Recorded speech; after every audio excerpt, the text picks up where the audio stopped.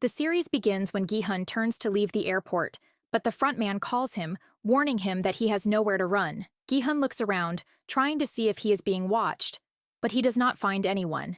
He tells the frontman to show himself and stop acting like a rat, but the frontman replies that he should have gotten on the plane and he will regret his decision. Gi-hun is unfazed and abandons his plans to head straight back to Seoul. Picking up a blade along the way, he searches his body and discovers that a tracker has been implanted behind his ear, explaining how the frontman has been keeping tabs on him. He removes the tracker with the blade. Meanwhile, the detective searching for his missing brother, Junho, is still alive. He wakes up in a hospital bed, weak and disoriented, and as his mother calls the doctors to attend to him, he whispers his brother's name, In-ho. Fast forward 2 years, and we see Junho, now a patrol officer, having left the Major Crimes Division. His boss tries to persuade him to join the Major Crimes Division once again, but Junho is frustrated that all the evidence he collected, including his phone, the details about the games, and the VIPs, has vanished. His boss asks if he remembers who shot him, but Junho says he does not remember. After leaving his boss, Junho recounts the incident where he shot his brother, In-ho, and In-ho shot him back. Meanwhile, Gi-hun is holed up in a shabby motel, plagued by paranoia and nightmares from the games. Obsessed with finding the recruiter, he has hired a gangster, Mr. Kim, and his associate, Woo Seok, to comb through the subways. Despite 2 years of searching, there's been no trace of the man, but Gi-hun refuses to give up. Determined to widen the search, he offers an enormous reward of 1 billion won. This excites the gang, and they get to work. Junho partners with the boat captain who rescued him when he was shot, and they have been working together ever since to locate the island. But so far, their efforts have been in vain. Back at Mr. Kim's gang, Woo Seok trains the members on how they will recognize the recruiter and the type of card they will see him giving people. They then split the gang into different groups to cover the whole time checking each train station. As the gang searches for the recruiter, Junho and the boat captain search the sea for the island where the game is being held. With a massive operation underway, their efforts finally pay off.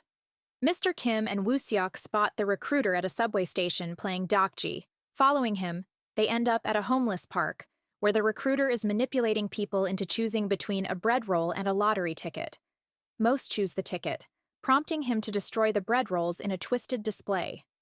As Gi-hun rushes to the park, he's stopped by traffic cops, one of whom turns out to be Junho. Junho, who had previously decided to stop his search, gets his hope renewed. Meanwhile, Mr. Kim and Woo Seok follow the recruiter to an alley and decide to ambush him, but he beats them up. Gi-hun later gets to the alley but cannot find them. It turns out the recruiter ties Mr. Kim and Woo Seok up in a room and starts a cruel game of rock, paper, scissors with a deadly twist, Russian roulette for the loser. Tragically, Mr. Kim is killed, and Woo Seok, terrified, spills everything about Gi-hun. The recruiter, now aware of Gi-hun's involvement, confronts him at his motel. Gi-hun tries to send a message to the mysterious superiors, accusing the recruiter of lacking empathy for the horrors of the games. But the recruiter shares his own harrowing story, revealing he was forced to choose between his family and his job, ultimately killing his own father. Gi-hun, unmoved, lashes out, condemning the games for their inhumanity, and the recruiter proposes they settle things with their own game of Russian roulette. Unbeknownst to them, Junho has just arrived at the motel. The game unfolds, and the recruiter eventually loses. With a chilling smile, he pulls the trigger, ending his own life. As the gunshot echoes outside the motel, Gi-hun wastes no time, searching the recruiter's jacket for the invitation card. Just then, Junho enters the motel, searching each room one after the other. He finds Woo Seok, who is tied up in one of the rooms, and Junho threatens him, asking for Gi-hun's whereabouts. Woo Seok says he is in room 410. Junho goes to the room just as Gi-hun is taking the card from the recruiter's jacket and tries to arrest him. However, Woo Seok hits Junho with a fire extinguisher and explains to Gi-hun that he is working for Mr. Kim. As Woo Seok explains what the recruiter did to him and Mr. Kim, Gi-hun inspects the card and finds the words Club HDH, along with the time midnight on October 31st. As Junho regains consciousness and is tied up in the bathroom, Gi-hun says he remembers meeting him when he was asking questions about the game. Junho then explains that it was not the only time they met, and reminds him that he was the guard who asked about a player. Gi-hun informs Junho that he wants to stop the game. They exchange crucial information, and Gi-hun learns about the captain and the complex hierarchy behind the games. Junho, however, is determined to work together, believing they can expose the VIPs. With Woo-seok now in the mix, Gi-hun hatches a bold plan to use his wealth to build an army and stockpile weapons, intending to take the fight to the organizers and put an end to this nightmare once and for all. The story introduces a new character, Kang No-eul, who has recently escaped from North Korea. She's on a desperate mission to reunite with her 1-year-old child, who is still trapped in her home country. Her escape was far from easy. She was forced to shoot her superior to make it out alive. Now, she finds herself alone, scraping by on the small wages she earns as an amusement park mascot, and even sleeping in the parking lot at night. Despite her resilience, the little money she's managed to save seems like a futile attempt at a better life, making her an ideal target for the games. Junho, on the other hand, visits his mother, who is visibly torn apart by In-ho's disappearance. The grief has caused tension between them, as his mother harbors resentment toward Junho. She blames herself and Junho, at least indirectly, because In-ho had donated one of his kidneys to save him, yet they were unable to help him when his wife needed surgery, which led to her death. Junho, tired of his mother's misplaced priority, tells her that In-ho is responsible for the consequences of his actions. No-eul eventually decides to quit her job at the amusement park. Before she leaves, she notices a sick child, Na-yeon, being rushed to the hospital. Moved by the scene, she follows them to the hospital ward, where she quietly leaves behind her knitted hat and holds the child's hand briefly before disappearing again. Meanwhile, Gi-hun pushes forward with his plans, getting a replacement tooth implanted, embedding it with a tracker to stay ahead of his enemies. He recruits a group of gangsters to join Woo-seok, and together, they prepare for an all-out confrontation at the club on Halloween night. However, Gi-hun's determination is shadowed by personal struggles, as he fails to connect with his daughter during a strained phone call. It turns out that No-eul is also given a card to participate in the game, which might have influenced her to quit her job. When Halloween night arrives, Junho stakes out the club and notices several pink-suited masked men among the crowd. Inside, chaos ensues as one of the masked men tasers Woo-seok, knocking him unconscious. Gi-hun is dragged outside, shoved into a waiting limo, and inside the car, he hears the front man speaking through a gold piggy bank speaker. Gi-hun demands the games be stopped entirely, but his pleas are dismissed coldly, as the front man lists reasons the game cannot be stopped. Junho, unable to catch up to the limo, has his men tail it, but the game's organizers are well prepared. They have snipers stationed on the rooftops who fire on the trailing vehicles, successfully stopping them. With the authorities nowhere in sight and options dwindling, Gi-hun makes a bold decision. He asks to re-enter the games himself. The frontman agrees, and gas is released in the car, knocking Gi-hun unconscious. Unbeknownst to Gi-hun, the frontman is seated quietly in the front row of the limo, watching everything unfold. Kang No-eul's story takes a darker turn, as instead of being recruited as a player, she is brought in as one of the foot soldiers. She puts on the familiar pink jumpsuit and prepares herself, joining others in an abandoned lot where 3 trucks are parked. Climbing into one of the trucks, she braces herself for the deadly challenges that lie ahead. Woo-seok, Junho, and the other gang members are down at a dock, loading up the familiar boat with the fisherman Junho knows. Woo-seok is worried and asks Junho if Gi-hun will be okay. Junho points out that if the people wanted to kill Gi-hun, they would not have bothered to take him to the island where the game is being played. Using the tracker planted on Gi-hun, they desperately follow his signal, trying to locate him before it's too late. Meanwhile, Gi-hun awakens to find himself back in the game, dressed once again in the recognizable 456 jumpsuit. This time, he's surrounded by a new group of players. A woman, who seems to be a shaman, tells Gi-hun his fate, saying he has bad karma, but he ignores her. Soon, the masked men enter the room to address them all and welcome them to the game.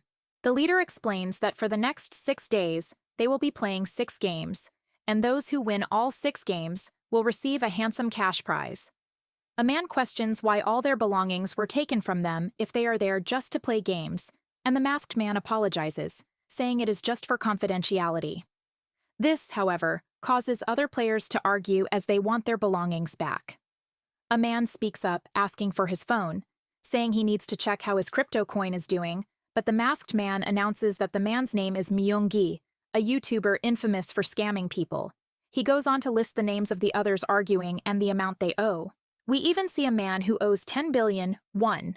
The masked man then says they are all in big debt and they are all there after playing the Dokji game. The players stay silent after hearing all this, and Gi-hun watches in anger. As the masked man announces the amount to be won, 45.6 billion won, the people look happy. Gi-hun asks if the money won will be shared among them if they decide to leave after the first game, and the man tells him the money will be shared among the winners if they all decide to leave after the first game. The tension among the players quickly escalates as Young-sik, one of the contestants, gets into a heated argument with his mother, as they both enter the game to pay off his debt. They then queue to sign the contracts, and some people target Myung-gi, blaming him for their financial ruin. Among his detractors are Namgyu and Thanos, a rapper with striking purple hair, both of whom had been victims of his deceitful schemes.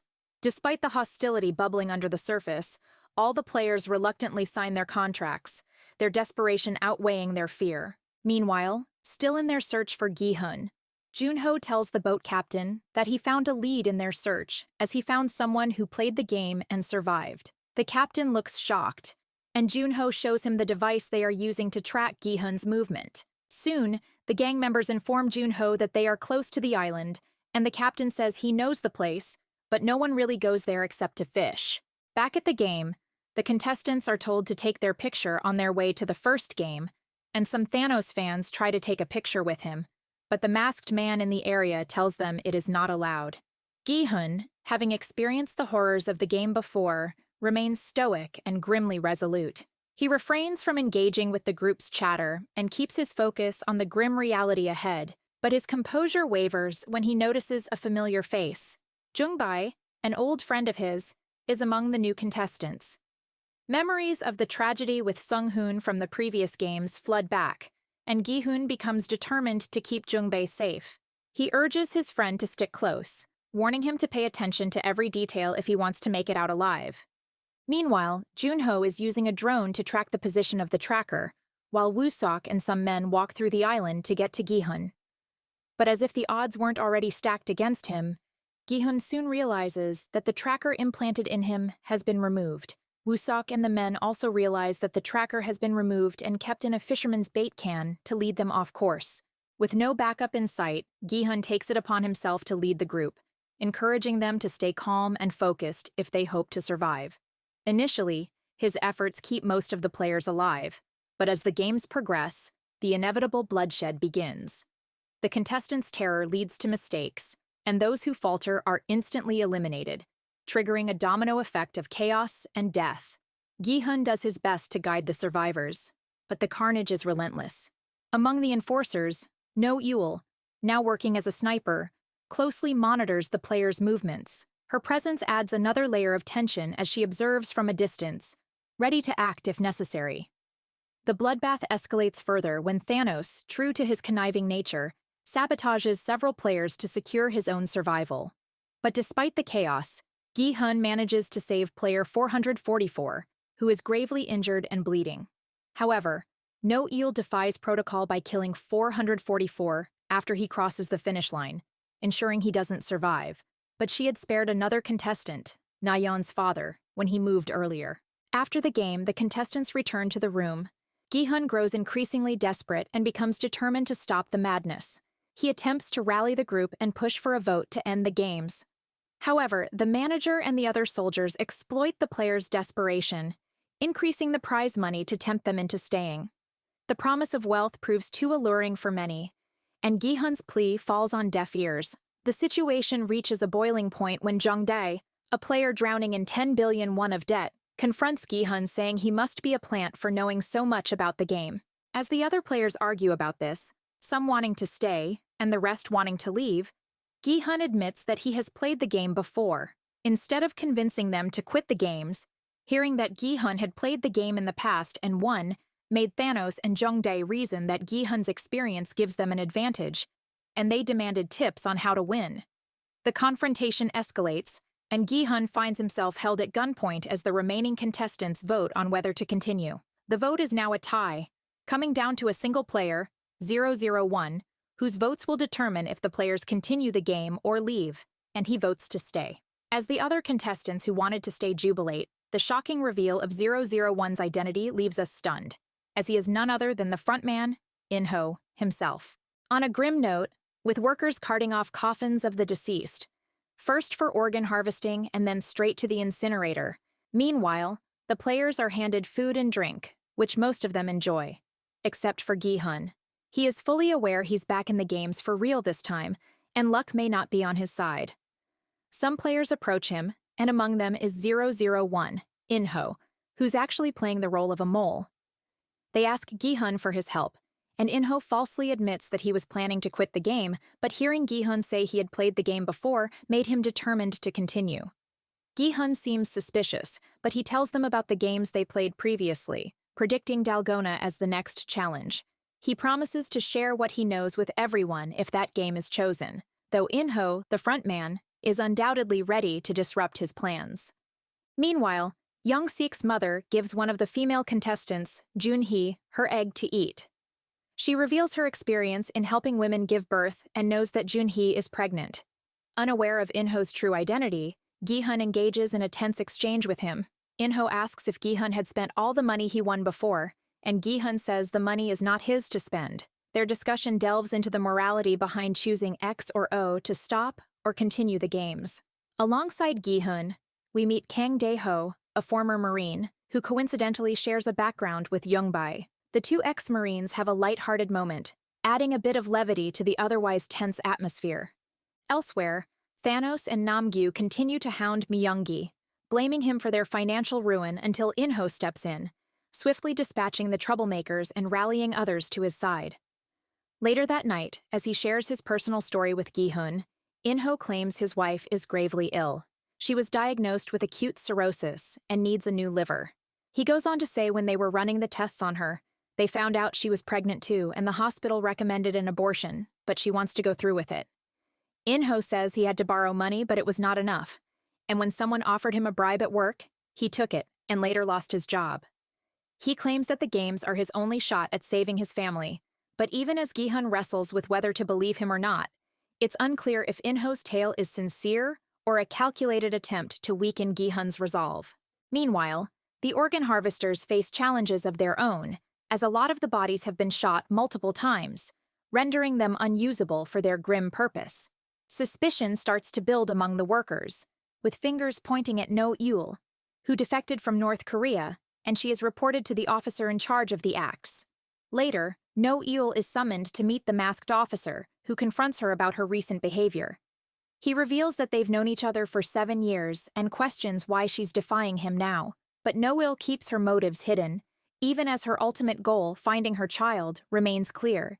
She refuses to give anything away, maintaining her composure despite the tension.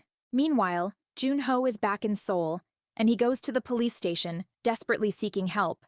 But his pleas fall on deaf ears, with authorities refusing to act without concrete evidence. This makes him frustrated, and he resolves to find another way with Woo-seok to expose the truth. Back at the games, Gi-hun has a nightmare where he tells the other players to pick a triangle in the Dalgona game, but the triangle shape turns out to be very complex, and they all blame him for making them choose a triangle. Gi-hun wakes to the sound of the music played in the room as everyone prepares for the next game. Jun-hee crosses paths with Myung-gi, who is shocked to see her there. It turns out Myung-gi is the father of her child, and he is stunned when he learns that she intends to keep the baby. Their charged conversation is cut short, though, as the second game is announced. Surprisingly, it's not Dalgona, as this time, the players are grouped into teams. Some players who had been relying on Gi-hun's past experience get annoyed as he is wrong, and they leave to form a group. Gi-hun then joins forces with In-ho, Dae-ho, Jung-bae, and a man who is also an ex-Marine. But Jun-hee approaches them and begs that they let her join instead, as she is pregnant, and she is later recruited as their final member. After everyone has selected their group, the next game is announced, and it turns out to be the six-legged pentathlon, which involves teams of 5 tying their legs together and taking turns to complete a series of 5 mini-games at 10-meter intervals. The team's progress hinges on winning each mini-game, and strategy quickly becomes crucial. As the game begins, players carefully study those who go first, trying to discern patterns and formulate tactics. Chaos ensues when the first group of players is eliminated, as they did not finish the game within the time frame. What becomes more shocking is when one of the masked men, most probably No Yule, notices that one of the participants who was shot is still alive, and she shoots him again to make sure he is completely dead. The next round is about to start, and the team, which consists of a transgender, Cho Hyunju, Young-sik, his mother, Young-mi, and the shaman, Hyunju, then motivates the team that they can win the game, and they get ready to play. As the players press on through the next round of minigames, Hyunju's team pushes forward, with her stepping up as a cheerleader and unofficial leader for the group of misfits. Each player draws on their personal motivations and reasons to advance, and despite the spinning top game seeming like an impossible hurdle, they somehow manage to clinch a victory that every other contestant celebrates with them, as it gives them hope that they can also win. The games continue, eventually narrowing the field down to the final teams, which include Gi-hun's group and a team of random players. Junhee plays the first minigame and wins on her first try. Daeho and Jungbae also win in their first try. But when it's In-ho's turn, he has a hard time with the spinning top. After a while, with less than a minute to spare, he finally gets it. Gi-hun also wins the last game in his first trial, and the team wins. After the games, the remaining players gather back in the dorms. Thanos' group sits together, and Namgyu tells Minsu, who seems timid, to count the survivors, but the female in the group stops him, saying the masked men will soon announce the remaining players. Namgyu becomes annoyed, but Thanos stops him from fighting and points out that he is the same age as Minsu and should not be ordering him around. Meanwhile, Youngmi asks Hyunju a question, and Hyunju opens up about still being pre-op and desperately needing the prize money to fund her journey. Amid this, Noel finds herself in a dangerous situation when a pair of soldiers grab her and shove her into a room. She puts up a fierce fight, but the men, brandishing a knife, hurl insults at her and force her into submission. The atmosphere is tense, with No Yule's resilience clashing against the grim reality of her position. Back in the game, Gi-hun and his teammates praise themselves for a game well played and introduce themselves to each other.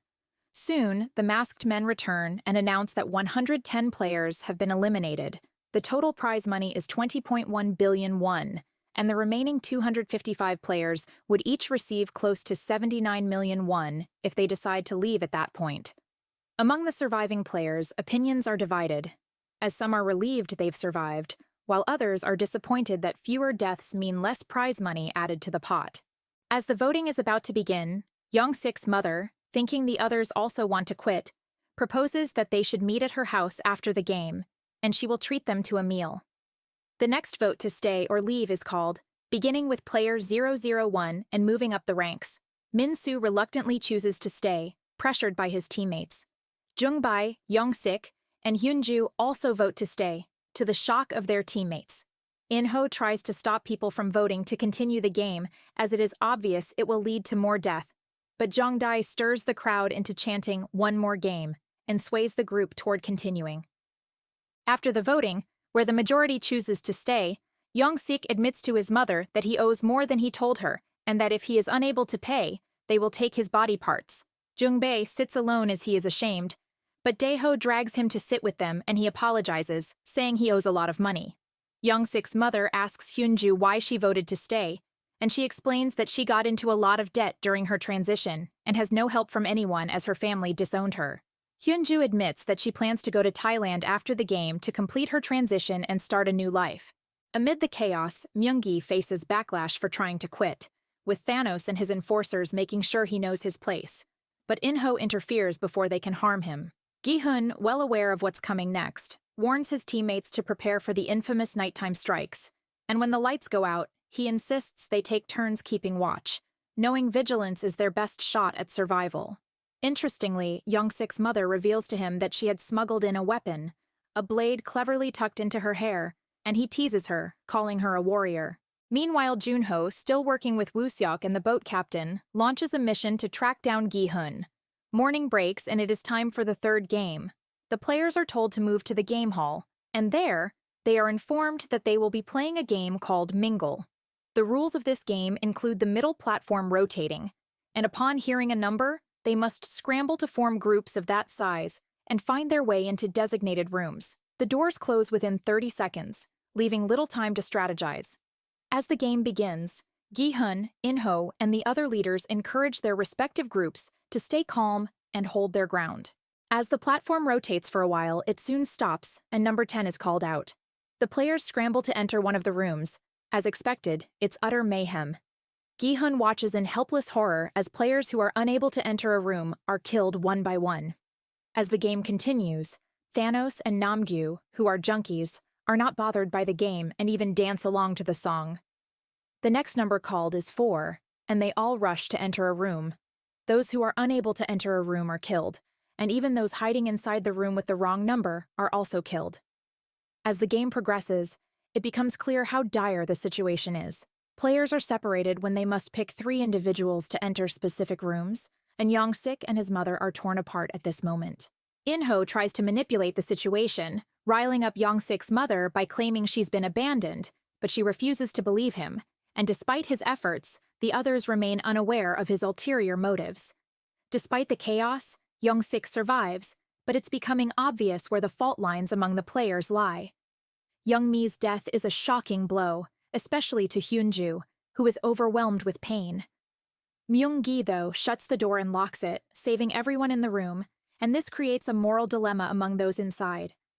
With the game clearly designed to reduce the numbers to 100 players, it's apparent that the brutality will continue until that goal is met. The final round becomes absolutely harrowing as the remaining players scramble for safety, racing to find the doors. In the end, many fall, with In-ho killing someone in the room with him and Young-bae to ensure their survival. We see Jun-ho and the crew still searching for Gi-hun, flying a drone over the island to gather information about the Squid Game HQ. Meanwhile, the remaining players head back to the dorms, where an unexpected survivor emerges, Min-soo. He's quickly picked up by Thanos and Namgyu, who also manage to survive. Gi-hun, however, is grim as he counts the X's and O's left behind. The numbers are tight, and he considers trying to sway the others' votes.